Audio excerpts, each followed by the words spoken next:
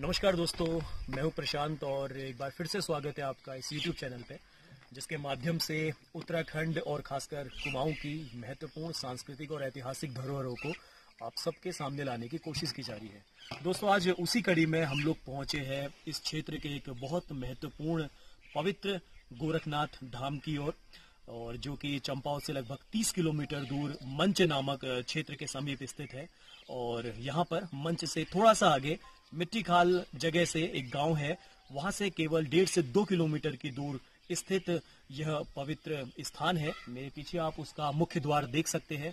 तो आइए देखते हैं गुरु गोरखनाथ धाम को, और यहाँ इसकी क्या मान्यताएं है, क्या इसकी ऐतिहासिकता है, और किस तरीके से यहाँ पर पूजा पाठ होती है, किस तरीके से धार्मिक अनुष्ठान होते हैं, कब होते हैं, और गुरु गोरखनाथ के उत्तराखंड में कौन कौन से महत्वपूर्ण स्थान यहाँ पर पाए जाते हैं और पुराणों में किस तरीके से इनका जिक्र है। तो इन तमाम चीजों को आज हम लोग इस वीडियो में देखेंगे। तो आइए, स्वागत है आपका गुरु गोरखनाथ के इस पावन धाम में। तो आप देख सकते हैं कि मुख्य सड़क से लगभग 1.5 से 2 किलोमीटर की चढ़ाई में गुरु गोरखनाथ बाबा के धाम का ये रास्ता है। आप देख सकते हैं कि कितने सुंदर सघन घने जंगलों के बीच, जो कि बांज के जंगल है, यह पवित्र धाम जो है स्थित है।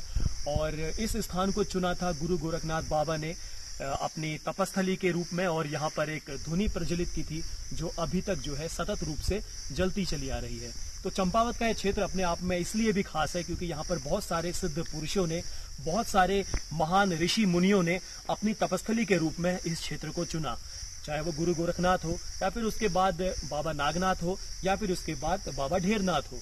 तो नागनाथ बाबा की भी जो समाधि है, धुनी है, वो भी चंपावत मुख्य बाजार में है। ढेरनाथ बाबा की धुनी वो लोहा घाट में है। और इसके साथ साथ ऋषि मुनियों की भी तपस्थली यह क्षेत्र रहा है।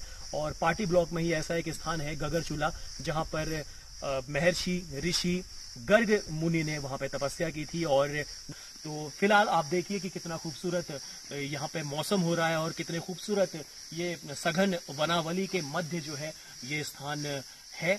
और आइए चलते हैं इस मंदिर की ओर, इस धाम की ओर।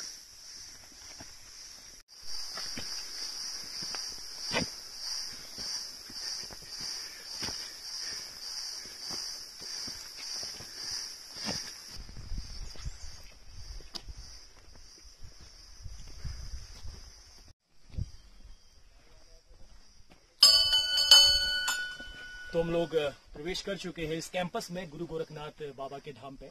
तो आइए देखते हैं अंदर।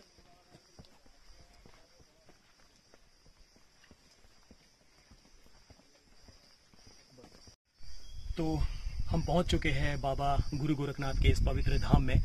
मेरे पीछे आप देख सकते हैं कितने सुरम्य वादियों में, सुरम्य स्थान पे गुरु गोरखनाथ बाबा की ये तपस्थली है। यहाँ के अलावा उत्तराखंड में भी अन्य कई ऐसे स्थान हैं जहाँ पर गुरु गोरखनाथ की तपस्थली रही है, जहाँ पर उन्होंने साधना करी। और ऐसे जिक्र स्कंद पुराण में भी मिलते हैं, उसके केदारखंड में भी मिलते हैं। साथ में जो नाथ संप्रदाय के जो अपना लिटरेचर है उसमें भी मिलते हैं। जैसे स्कंद पुराण के केदारखंड में मंदाकिनी के तट पर जो गौरी तीर्थ है, उसके निकट एक गौरक्ष आश्रम की स्थिति बताई गई है। उसी के साथ साथ यहीं के काफी करीब उत्तराखंड में ही पिथौरागढ़ में जो चंडाक क्षेत्र है, उसके समीप एक भुरमुड़ी गांव है। और वहां जो एक जोशी राट की जो एक प्रचलित देवगाथा है, जो जागर है, उसके अनुसार जो सोर का क्षेत्र था, उस समय एक उदयपुर करके वहां पे एक सोर क्षेत्र था। और वहां जो एक बम शासक शासन करते थे, विजय ब्रह्म, तो उनके शासन काल में एक पपनैद्यो गांव है, वहां पर भी गुरु गोरखनाथ का आश्रम बताया गया है। साथ साथ जो गढ़वाल में श्रीनगर के आसपास एक गांव है, भक्तियाड़ा गांव, तो वहां पर भी गुरु गोरखनाथ की एक मूर्ति युक्त एक प्राकृतिक गुफा है, जिसको गुरु गोरखनाथ की गुफा कहते हैं। वहां पर भी ये क्षेत्र जो है वो गुरु गोरखनाथ से संबंधित है। इसके अतिरिक्त धौलिया उडियार, ये भी एक साधना स्थल के रूप में गुरु गोरखनाथ के पूजित है। और एक बहुत महत्वपूर्ण लोक देवता के रूप में, लोक गुरु के रूप में, देवताओं के गुरु के रूप में गुरु गोरखनाथ यहाँ पे पूजित है। और समस्त जितने भी धार्मिक अनुष्ठान होते हैं, जो जागर होती है, यहाँ की देवगाथाएं है, या जितने भी हमारे कुल देवता, लोक देवताओं की पूजा होती है, सर्वप्रथम गुरु गोरखनाथ का ही स्मरण किया जाता है। और एक जोशी मठ से प्राप्त एक गुरु पादुका है, जो नाथपंथियों द्वारा, उनके द्वारा उनका कृतित्व है। तो उसके अनुसार एक साथ 84 लाख योनियों का फेरा करके गुरु गोरखनाथ ने जो अपना दाना पानी था वो पूरा किया था। और 84 जो सिद्ध है नाथ परंपरा के, उनमें गुरु गोरखनाथ सर्वश्रेष्ठ माने जाते हैं। तो ये एक संक्षेप में गुरु गोरखनाथ की महिमा थी। और उत्तराखंड में कहाँ कहाँ इनके धाम स्थित है वो उसकी जानकारी यहाँ पे देने की कोशिश की गई थी। तो एक महत्वपूर्ण धाम हमारे चंपावत में भी है, मंच क्षेत्र के समीप ही, और बहुत ज़्यादा महत्वपूर्ण, बहुत ज़्यादा मान्यता वाला ये क्षेत्र है। और बहुत हर्षोल्लास से, बहुत धार्मिक मान्यताओं से लोग यहाँ पे आते हैं, मनोकामना मांगते हैं और उनकी मनोकामनाएं पूरी भी होती है। तो आइए एक बार इसको हम करीब से देखते हैं, इसकी महिमा जानते हैं और किस तरीके से यहाँ पे पूजा पाठ होती है, कब होती है, उसको देखते हैं। आइए।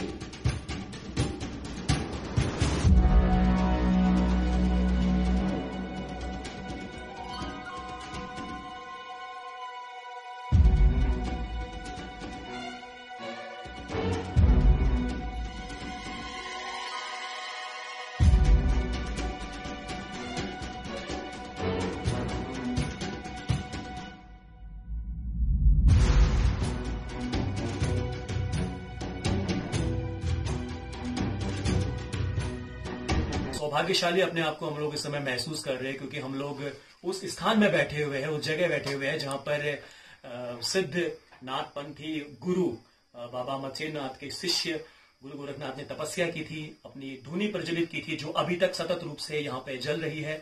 और हम ठीक उसी के सामने यहाँ पे बैठे हैं और हमारे साथ इस मंदिर की देखभाल करने वाले, यहाँ पर समर्पित श्री सोनूनाथ जी हमारे साथ है, और जिनका हम स्वागत करते हैं। बाबा जी, आपका स्वागत है। और तो सोमनाथ जी से हम जानते हैं इस मंदिर की जानकारी, इस पवित्र धाम की जानकारी, यहाँ पे कौन कौन सी चीजें हैं, कौन कौन से गुरु गोरखनाथ बाबा के प्रतीक है, किस तरीके से वो यहाँ पर पूजनीय है। तो आइए उनसे बात करते हैं। तो सोमनाथ जी, कितने वर्ष आपको यहाँ पर हो गए? हमें भी हो गया 10 साल हो गए। 10 साल से आप यहाँ पे हैं। पहले ये बाप जी थे, इनकी समाधि नीचे ये रहे 35-40 साल की। अच्छा, जिनके नीचे समाधि है, अभी हम लोग वहाँ पे देखेंगे। जी। तो सोमनाथ जी, यहाँ पर गुरु गोरखनाथ की जो पवित्र धुनी है, जो ये धुनी है बाबा का। अच्छा, ये अखंडो धुनी रहती है, जलती रहती है जी। ये बताते हैं सतयुग से धुनी है, ये सतयुग से। और इसका बहुत ही प्रसाद हुआ, जैसे कोई आया उसको लगाया और प्रसाद जी। और यहाँ बड़े भी मांगते हैं, जैसे जिनको औलाद ना हो, ये हो जी, तो यहाँ मांग सकते हैं। यहाँ बड़े बैठते हैं गांव में, और ये हो जी। और यहाँ जैसे कि पहले घर में फसल होता है जी, कोई भी फसल हो तो गोरखनाथ में चढ़ता है। 17 ग्राम सभा है, 84 गाँव की नाली आती थी किसी टाइमों में। 84 गाँव की नाली, हाँ, सबके गुरु साहिब पे जी। तो 84 गाँव की नाली आती थी, जैसे कि फसल हो गया जो भी जी, पहले दूध, पहला घी जी, तो पहले ना खा के पहले यहाँ पे चढ़ा के फिर वो अपना यूज करते थे। ये एक बहुत खास बात है हमारे ये पर्वतीय क्षेत्रों के मंदिर की। इससे पहले हमने मल्लालेश्वर महादेव का जब वीडियो बनाया था, तो वहां पे भी एक ऐसी प्रथा थी कि वहां पे भी स्टार्टिंग में जो शुरू में फसल होती है, तो वो मंदिरों में जो है ये चढ़ाई जाती है। तो ये एक बहुत बेहतर सामंजस्य है यहाँ के मंदिरों और यहाँ की जो प्रकृति है, बहुत बेहतरीन यहाँ पे तालमेल हम लोग देखते हैं, एक संतुलन देखते हैं मनुष्य और प्रकृति के बीच और आध्यात्मिक जो शक्तियां है इनके बीच। तो बाबा जी, यहाँ पे जो गुरु गोरखनाथ जी है, इनका एक क्या जानकारी हम लोग यहाँ से मिल सकती है? बाबा गुरु गोरखनाथ ने किस तरीके से अपने यहाँ पे उस टाइमों में उनने अंतर ध्यान साधना की, उनने अंदर बाहर का त्याग। आपने नाम सुना होगा गोरखा बटालियन है जो नेपाल में है, वो गोरखनाथ जी के वरदान से, उनका इतिहास गोरखनाथ जी से जुड़ा हुआ। हमारी नेपाल में भी है मेघ स्थली। और ये जो घंटा है, ये चंद राजाओं का चलाया हुआ है आज से 400-500 साल, जिसके नाम से चंपावत बसा है। देखिए आप उधर घंटा दिखाइए, सबसे बड़ा जी, देख रहा जी जी। अभी उसको हम लोग करीब से देखने का प्रयास करेंगे। ये जो यहाँ पे चंद राजा हुआ चलाया हुआ है, और यहाँ पे अष्ट भैरव है यहाँ पे जी। ये जो पूरे पहाड़ है, इन पे भैरव है जी। यह भैरव उसके लिए रक्षा करती है इस पहाड़ को, जैसे देव दानव गंधर्व, मतलब कोई भी जी एम तत्व या कोई ऐसी भूत पे ऊपर को नहीं आता है जी। ये क्योंकि भोलेनाथ का जहाँ पूजा होता है, जहाँ पाठ होते हैं, जहाँ इंसान होते हैं, वहाँ ऐसी कोई चीज नहीं होता है। और यहाँ पे अष्ट भैरव है, जैसे इन भैरव का भी पूजा होता है। और यहाँ पे समाधि है बहुत जी, आज से अनगिनती समाधि निकल। तो बाबा जी ने एक बहुत महत्वपूर्ण जानकारी दी कि जो गोरखा बटालियन है या गोरखा लोग है वो गुरु गोरखनाथ के आशीर्वाद से, और ये एक फैक्ट की बात है, जब गुरु गोरखनाथ जब वो गोरखपुर से नेपाल में गए और जिस स्थान पर उन्होंने तपस्या की वो क्षेत्र गोरखा राज्य कहलाया, और उसी के कारण जो आगे की वहां की जनरेशन थी, जो लोग थे वो गोरखा कहलाए। और बाद में और गोरखाओं की जो एक खास बात यह है कि जो गोरखा शासन था जिसने 1790 से लेकर 1815 तक उत्तराखंड में यहाँ पे शासन भी किया था, और बाद में उनसे अंग्रेजों ने यहाँ पे सत्ता जो है उनसे छीनी थी सिंगौली की संधि के पश्चात। तो गोरखा वंश में भी बहुत एक से एक प्रतापी शासक हुए। तो एक पृथ्वीनारायण शाह थे, उनको गोरखा साम्राज्य के जो महान शासक थे उसमें से गिना जाता है। उन्होंने अपनी मुद्रा में भी श्री गुरु गोरखनाथ का अंकन किया है। तो ये गुरु गोरखनाथ का एक महत्व है। और गुरु गोरखनाथ वह कड़ी है जो नेपाल और भारत के सांस्कृतिक इतिहास को, धार्मिक इतिहास को आपस में जोड़ती है। और इसके समीप ही बाबा जी यहाँ पे नेपाल भी करीब है, यहाँ से नेपाल की सीमा पर ही ये जो क्षेत्र है जहां पर हम लोग बैठे हुए हैं वो स्थित है। तो गुरु गोरखनाथ एक महत्वपूर्ण व्यक्तित्व है भारत के लिए भी और साथ साथ नेपाल के लिए भी। तो बाबा जी, जैसा कि आपने बताया कि यहाँ पे प्रसाद के रूप में भभूत मिलती है, और बाबा जी ऐसा हम लोग पढ़ते हैं, किताबों में पढ़ते हैं, सुनते हैं कि जो इसमें धुनी में लकड़ी जो हम जलाते हैं, ये इसकी क्या मान्यता है, किसकी ये होती है? बाज की। ये धुनी स्वच्छ, जिसमें कीड़े ना हो, मुकड़े ना हो, सड़े हुए ना हो जी, अंदर से खोखला ना हो, कोई जीव ना हो उसमें जी जी, मतलब छील छाल के उसके जी, उसको नहवा के धोआ शुद्ध हो के जी जी फिर उसको चलाते हैं जी। और बाबा जी जो हमारे चंपावत में जिले में या मुख्यालय में जो नागनाथ बाबा का आश्रम है, मंदिर है, और ढेरनाथ बाबा का है, तो वो सब भी गुरु गोरखनाथ परंपरा से जुड़े हुए। वो जैसे 99 करोड़ चेले थे गोरक्षनाथ जी का, आपको जिसे हमने बताया, नाम सुना आपने, उज्जैन का राजा भर्तृहरि का नाम सुना आपने, गुग्गा पीर राजस्थान में हुआ, पूरन मल्ल हुए, जैसे ये सब गोरक्षनाथ जी, गंगनाथ, सिद्धनाथ, जैसे ढेरनाथ, ये 984 सिद्ध हुए ना, ये सब सिद्धों में आते हैं। जैसे हनुमान जी का भी कान फाड़ा गोरक्षनाथ जी, वीरभंगनाथ नाम रखते हैं, राम को रघुनाथ कहते हैं जैसे। तो गोरक्षनाथ जी ने भोलेनाथ का रूप यहाँ पे सबको मतलब चेला बनाया, और ये गुरु के रूप में मतलब उस टाइमों में बताते हैं जब जैसे कि योग मार्ग प्रचार के भगवान शिव जी ने गोरखनाथ का रूप धारण किया गया। एक समय की बात है जब बताते हैं पृथ्वी लोक में प्रचार के लिए आपस में बताते हैं देवी और देवताओं में वो होने लगा, जहाँ आप हो वहाँ हम है, जहाँ हम है वहाँ आप हो। तो भोलेनाथ जी ने कहा एक रूप हमारा ऐसा है जहाँ कोई नहीं है, मैं ही हूँ स्वयं। तो वो भोलेनाथ का रूप दूसरा रूप हुआ गोरक्षनाथ जी का, जिसको शिव जी कहते हैं। इनका भी ओम शिव गोरक्षनाथ कहते हैं। इनका 2-3 नाम कहते हैं। गौ रक्षा के लिए भी हुए, ये धर्म के लिए रक्षा के लिए हुए। जैसे कि वहाँ गोरखनाथ नेपाल, जैसे नेपाल के आसपास जहाँ भी बॉर्डर पे वहाँ तो गोरखनाथ कहते हैं। जो हरियाणा, पंजाब, राजस्थान में गोरक्षनाथ। जैसा कि अभी बाबा जी ने बताया कि जितने भी यहाँ के लोक देवता है वो सब गुरु गोरखनाथ जी के शिष्य बताए जाते हैं। और ये इस क्षेत्र में भी एक मान्यता है, प्रचलित मान्यता है कि गुरु गोरखनाथ एक सर्वोपरि गुरु है। हमारे इस पर्वतीय क्षेत्र में जितने भी जागर होते हैं, जितने भी धार्मिक अनुष्ठान होते हैं, जितने भी लोक देवताओं को पूजा जाता है, तो सबसे पहले आराधना की जाती है गुरु गोरखनाथ की। तो ये एक इम्पोर्टेंस है गुरु गोरखनाथ की। तो आइए एक बार इस जो ये परिसर है, जो ये मंदिर परिसर है, मुख्य परिसर है जिसमें इनकी सतत अखंड ध्वनि प्रज्वलित हो रही है, तो इसकी एक खास बात है बताना चाहूंगा। जो हम इसका स्वरूप देख रहे हैं, इस मंदिर की ये खास बात है, ये जो स्थापत्य जो इसका है वो यहाँ का पर्वतीय जो काष्ठ शिल्प है, लकड़ी के इसमें प्रयोग हुआ है, और उसके साथ साथ जो पत्थर थे यहाँ के, उनसे इसको बनाया गया था। ठीक वैसे ही जैसे यहाँ पे मकान होते थे, लेकिन अब जो है इसको थोड़ा संरक्षित कर दिया गया है, क्योंकि वक्त के साथ साथ वो थोड़ा सा ढहसा जा रहा था।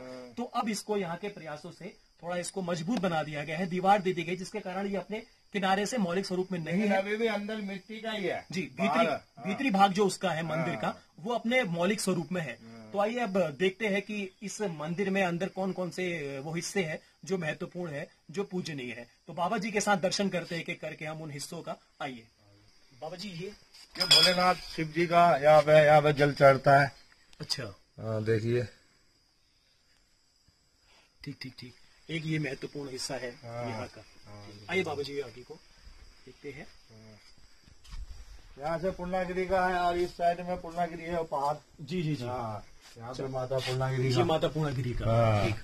और सामने वाले पहाड़ में टनकपुर में माँ पूर्णागिरी की शक्तिपीठ भी है, जो 52 शक्तिपीठ में से एक मानी जाती है। नीचे रणकोची माता का मंदिर है। रणकोची माता का मंदिर, नाम सुना आपने? जी जी जी जी। एक खेत चुका सिम। जी जी जी। अभी तो कोड़ा धुंध लग रहा है, धुंध से दिख नहीं रहा है जी। फिर नीचे, और यहाँ भी समाधि है पुराने प्राचीन कालों का। जी जी। ये जिसका अभी पहले कभी टाइम हो, ये देखिए नीचे है समाधि, ये देखिए ये समाधि है, ये देखना नीचे गुलाब है जी।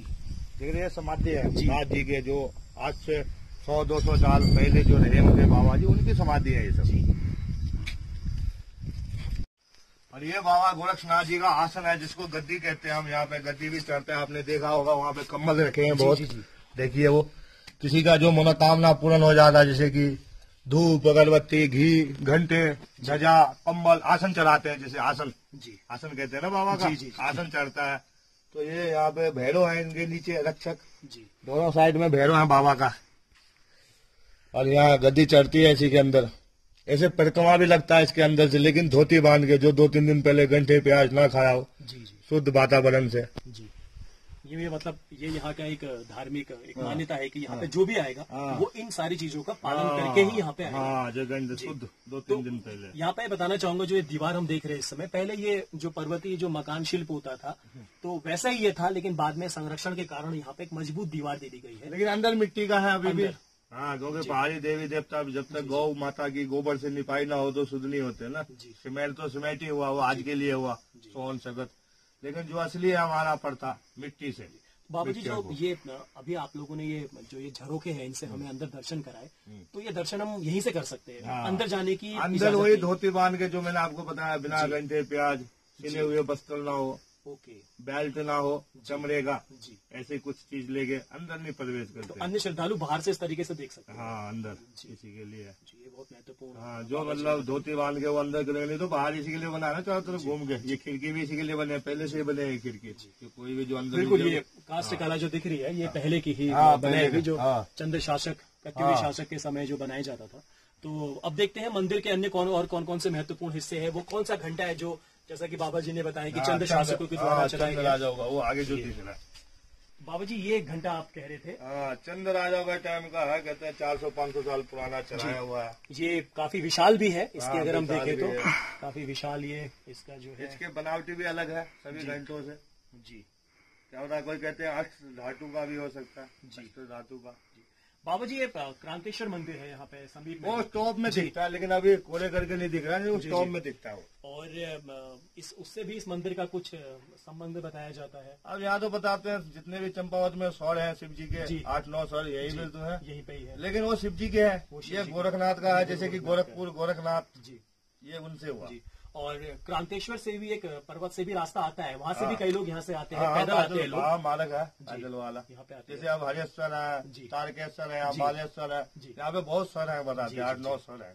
और गुरु गोरखनाथ भी स्वयं शिव के रूप में पूजे जाते हैं। बाबा जी, ये भैरव बाबा है, और ये नीचे समाधि है बाबा जी का। ये यहाँ 35-40 साल इन्हें तपस्या किया बहुत जगह। बाबा जी, ये जो प्रतिमा स्थापित हुई है, ये नाथ जी हुए, ये भी जी, ये योगी जसवंत नाथ जी, आज से 10-12 साल पहले इनकी समाधि लगी, 10 साल पहले जी। तो इससे पहले यहाँ की जो सारी व्यवस्था है, हाँ, इन्हीं के, और इन्हीं के कृपा से इनका जितना भी मठ का उद्धार है जी, सब इन्हीं की माया है जी। पहले ये खंडर हो रहा था इस जगह जी, सब इनने बसाया था बाबा जी की। जितना कहते उतना कम है जी, क्योंकि सिद्धों की माया किसी को समझ में नहीं आता। ये तो बोलेनाथ हुए जी, अपरंपार माया है जी। और बाबा जी, जैसे ये जो क्षेत्र है, अगर हम इसको देखें तो ये काफी खूबसूरत प्राकृतिक एक है और दिव्य। और यहाँ पे ऐसा सुना जाता है कि जो जंगली पशु है वो भी बहुत ही एक प्रेम भाव से यहाँ पे विचरण करते हैं, स्वच्छंदता से विचरण करते हैं। और एक हिरन भी था यहाँ पे बाबा जी, वो खत्म हो गया। एक हिरन भी था, बड़ा हो गया, था एक आकर्षण का केंद्र यहाँ पे वो रहता था। ये है, तो ये बहुत खूबसूरत एक बात है इस क्षेत्र की, कि यहाँ पर जो एक सुरम्य वातावरण है, जहाँ पे इंसान और जो जानवर है बहुत प्रेम भाव से यहाँ पे घना जंगल हुआ, बाज और देवदार का घना ही जंगल है जी। और अभी देख भी सकते हैं आप, मौसम इस समय कितना खूबसूरत है कि आप देख सकते हैं, जुलाई का महीना है और इस तरीके से कोहरा सा लगा हुआ है इस क्षेत्र में, और बहुत ही सुरम्य स्थान पर ये गुरु गोरखनाथ। और ये जो मकान है, ये 400-500 साल पुराने मकान है, ये जी, आज के नहीं है। ये इस परिसर में इतिहास किसी के पास नहीं है जी। ये जो परिसर में जो हम मकान देख रहे हैं, ये भी काफी पुराने हैं और काफी समय से है, और अभी तक वैसे के वैसे ये बने हुए हैं। बाहर से यद्यपि थोड़ा इनको मेंटेन कर दिया गया है, लेकिन अंदर जो है ये अपने मौलिक स्वरूप में अभी भी वैसे ही विद्यमान है।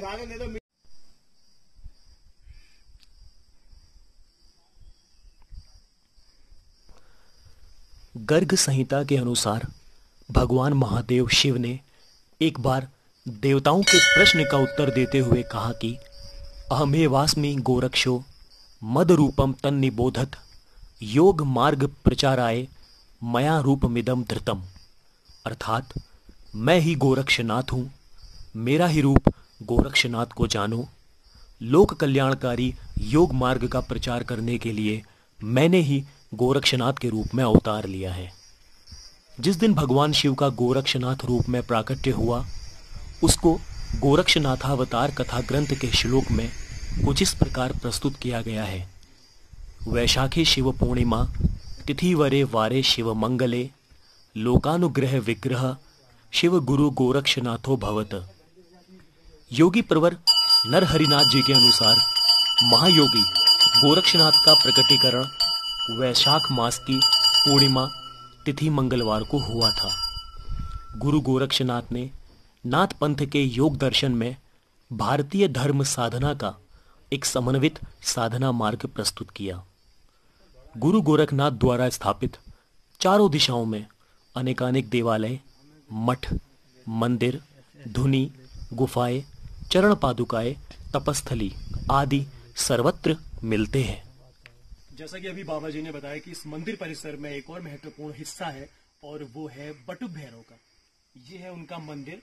तो आइए इसको देखते हैं। अंदर उनकी प्रतिमा भी है और कई जो गोरखनाथ बाबा या बटुक भैरव के जो प्रतीक है वो सब भी अंदर रखे गए हैं। तो अंदर से एक बार इसको देखते हैं हम।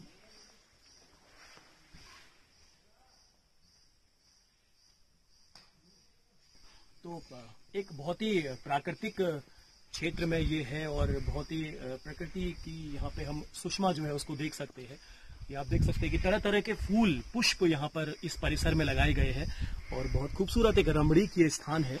और यहाँ पर हनुमान जी की भी प्रतिमा स्थापित है, बड़ी खूबसूरत प्रतिमा, और यहाँ भी इसकी पूजा होती है। और उसके साथ साथ जो ये क्षेत्र है थोड़ा पानी की कमी के कारण यहाँ पे कई मानव निर्मित स्रोत भी बनाए गए हैं। नौला भी है यहाँ पे करीब, जैसा कि पहले के वीडियो में भी हम डिस्कस कर चुके हैं कि यहाँ पे जितने भी पवित्र स्थान है, पूजनीय स्थल है, उनके समीप कोई ना कोई नौला अवश्य होता है। तो एक नौला यहाँ के मंदिर का भी जुड़ा हुआ है और साथ साथ यहाँ पे ये कुएं भी बना रखे हैं। आप देख सकते हैं पीछे कुएं कि अगर कभी पानी की समस्या होती है तो इस कुएं से यहाँ पे पानी निकाला जाता है। ऐसे कई यहाँ पे मानव निर्मित ऐसे छोटे छोटे पौंड बना रखे हैं जो पानी की किल्लत के कारण कभी कभी वहां से पानी की आपूर्ति होती है। तो आप देख सकते हैं कितने खूबसूरत तरीके से ये परिसर को बनाया गया है और बहुत ही सुरम्य एक मनोहारी ये स्थान है गुरु गोरखनाथ का पावन धाम।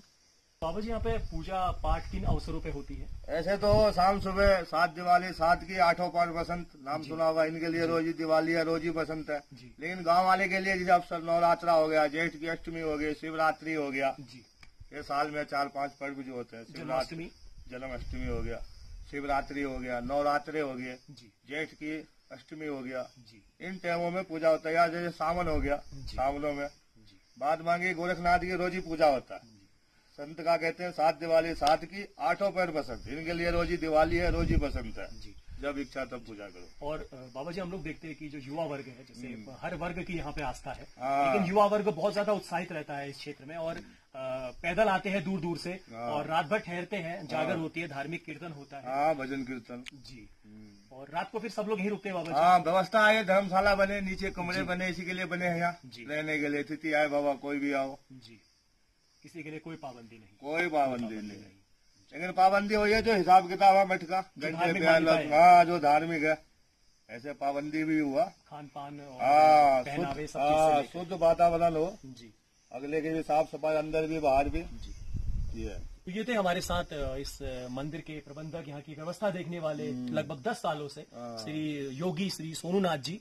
और बहुत महत्वपूर्ण जानकारियां हमको इस मंदिर की, इस क्षेत्र की, यहाँ के धार्मिक अनुष्ठानों की, गुरु गोरखनाथ की इन्होंने हमें दी। और जिससे बहुत इम्पोर्टेंट चीजें हैं जो बहुत ज्यादा लोगों तक अब पहुंचेगी इस वीडियो के माध्यम से। और यहाँ पे लोग आएंगे और आएंगे, बाबा जी आते भी रहते हैं और ज्यादा लोग यहाँ पे आएंगे। बिल्कुल। और बाबा जी बहुत बहुत धन्यवाद अपना ये सारी जानकारी के लिए। तो ये था गुरु गोरखनाथ का पवित्र धाम, उनके द्वारा जलाई गई अखंड प्रज्वलित धुनी जो बहुत लंबे समय से प्रज्वलित है। और देखा आपने किस तरीके से यहाँ पे उनके द्वारा धुनी की स्थापना की गई, किस तरीके से इस मंदिर परिसर में अलग अलग मंदिरों का निर्माण किया गया है। भैरव मंदिर है, भैरव पादुकाएं है, चंद शासकों के द्वारा यहाँ पर चढ़ाया गया घंटा है। और मंदिर आपने देखा कि किस तरीके से पहाड़ी जो कास्ट कला है और पत्थरों की बनाने वाली इमारत वाली कला है, तो ये तमाम विशेषताओं का सामंजस्य इस पवित्र गोरखनाथ धाम में है। तो जब भी आप इस जगह आए, इस क्षेत्र में आए, चंपावत आए, उत्तराखंड आए, तो आप जरूर एक बार यहाँ पे जरूर विजिट कीजिए। बहुत सुकून मिलेगा, बहुत शांति मिलेगी। और आप देख सकते हैं कि कितना प्राकृतिक रूप से ये सुंदर ये जगह है, गुरु गोरखनाथ का धाम, गुरु गोरखनाथ की धुनी। तो थैंक यू वेरी मच इस वीडियो को देखने के लिए। नमस्कार।